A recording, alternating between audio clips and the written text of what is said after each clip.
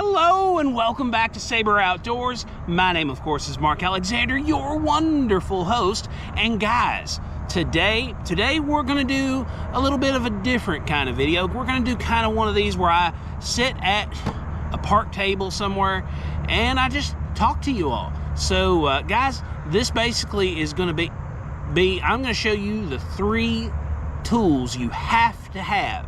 You gots to have them at some variety, some form of these 3 tools in order for you to start bushcrafting. Guys, they don't cost a lot, they're not very complicated, and they're widely available.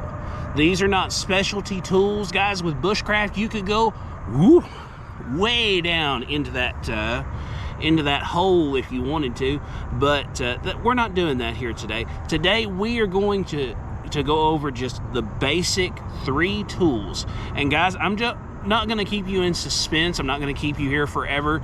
We're going to quickly say them and then we're going to talk about them. Quickly saying them: you need a knife, a good knife. You need a axe or hatchet, preferably a large hatchet that you can both use with both hands and with one hand. I will explain why a hatchet more so than an axe later on. And guys, third thing you need, a saw. Maybe not necessarily this kind of saw. A folding saw is a popular choice, but it's not the only choice. You need a saw of some variety in order to do the things that you need to do. But guys, why do you need these 3 tools? Well, we're gonna work from the bottom up and we're gonna talk about these things. So first thing, your knife. Now guys, I have a nice, it's like 4 or 5 inch Moroccan knife. Moors are great knives, cheap knives. I think I paid $18 for this knife. I like my tools in general to be brightly colored.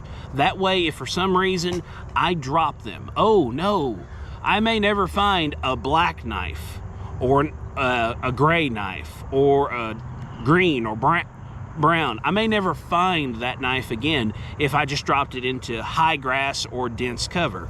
And you don't have to have a knife like that. You could have instead a good pocket knife to do the things you need to do. Like if we are working with something small, say we're making tent pegs, we're making maybe a small trap for an animal, you can use this small of a knife and you can get in there and make really nice, precise cuts in no time flat. Look, in no time flat, while I'm talking to you without a lot of effort, I made that notch, and then I can take my knife and I can clean that notch out really easily. And I've got the beginnings inside of minute, yeah, definitely inside of a minute of any number of things that I might need. Maybe I just need this shorter. Boom, I can break it at that thing far easier now and more precise because I put a notch in it first. But guys, you can use this kind of knife or that kind of knife. But let's say instead you're needing to make a precise cut, not in something small, but in something large. Say we're working with something, you know, bigger than the size of your wrist. Well, of course you're not gonna want a pocket knife for that job. You just ain't. It's not feasible. You know, you see people do it, but they do it because they don't have the proper tools, not because they're like, woo, all I need's a knife. I can do this with just a knife. I guarantee you they're like, God, I wish I had a saw, because a saw would make this so much easier. And guys, again, this saw is not expensive. It's literally a Troy-built saw from Tractor Supply. You can go buy this for nothing. And you know, we can just sit here and we can just talk along, and in no time flat I can have myself a pretty deep cut into a nice sized piece of wood. Look, I'm already halfway through, I'm not blowing, I'm not killing my arm or nothing. Let's just work our way all the way through. So we'll just sit here and teetotal and talk and tap dance. We got to make sure not to cut our table because we do not want to be disrespectful to the people. But boom, in no time flat. Notice I'm not huffing, I'm not puffing, I'm not like throwing my arm out with you know, trying to do it with, here, let me grab my pocket knife. If I fall down, don't you laugh at me. I've got to have. Okay, cool. If I needed to, yes, I could take this knife and I could, you know, cut and work on a big piece like this to do things with it.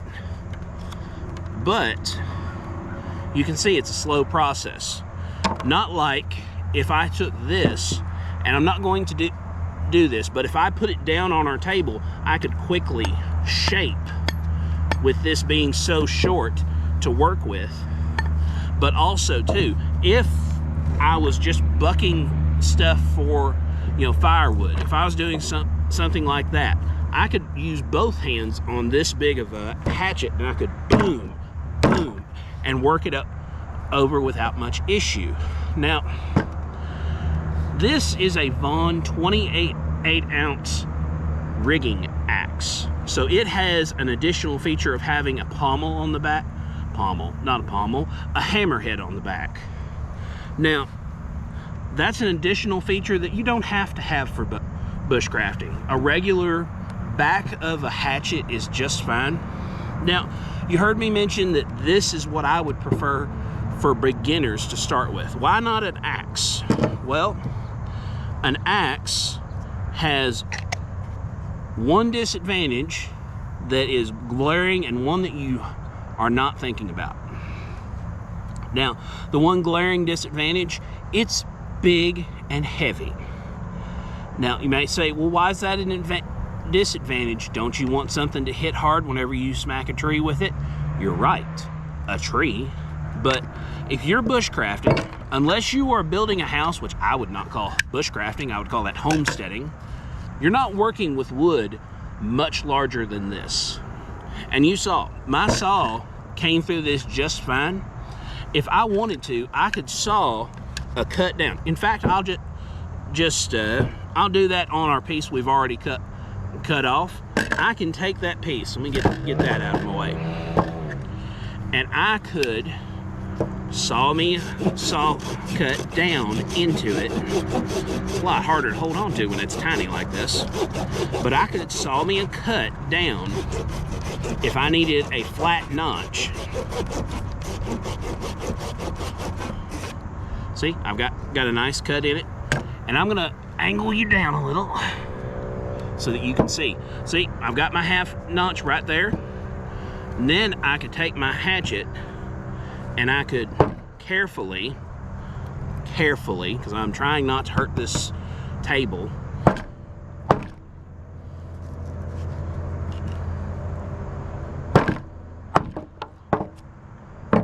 bam, notch made. And if I need to clean that notch up, all I have to do is grab my knife out and clean the notch out. And I can do a world of things with just that much. If I made 2 of these, boom, I can have me a quick A-frame made. And guys, if you can make an A-frame, you can make quite a lot of very large, very complicated, very useful things with just these 3 items. Now, put you back up here where you can see me good. Now, what other items might you want in the future? If I were wanting things in the future, I would want a rasp so that I could really do some fine shaping. I would want a, if I'm house building, I would probably want a froe. And to go along with that froe, a maul. I would want a maul to go with that froe, because then I could really shape my wood very easily. I could make boards with that very quickly, shingles if I wanted to go that way. Other tools you might want one of those barrel I think they're called an auger, not a drill, a barrel-eyed auger. And that way you can make holes, and then you can do a plethora of other things. This is a category that you could go super deep into if you wanted. But for basic starting, get a knife, get a saw, doesn't matter what kind. You could get this kind of saw, carpenter saw, bow saw, any kind of saw to start out with is fine. And get a hatchet. I prefer a larger hatchet, but you might want something a little smaller. I like a little larger hatchet where I can choke on it with both hands and cut down a small tree to work with if I want to. But guys, that's pretty much all we have for the day. So with that, please like, share, subscribe, comment, hit the bell notification, and subscribe. Guys, we're gonna start doing more in the bushcrafting state. And if you wanna see what other things we build with our bushcrafting skills, all you have to do is subscribe, and you'll get me closer to the goal. Guys, at the time of filming right now, I am exceptionally close to hitting yet another milestone, and I'm hopeful that by the time that you all see this, that milestone's behind me and I'm on to the next one. But in the meantime, thank you so very much for watching. We'll see you somewhere in the woods or on the water.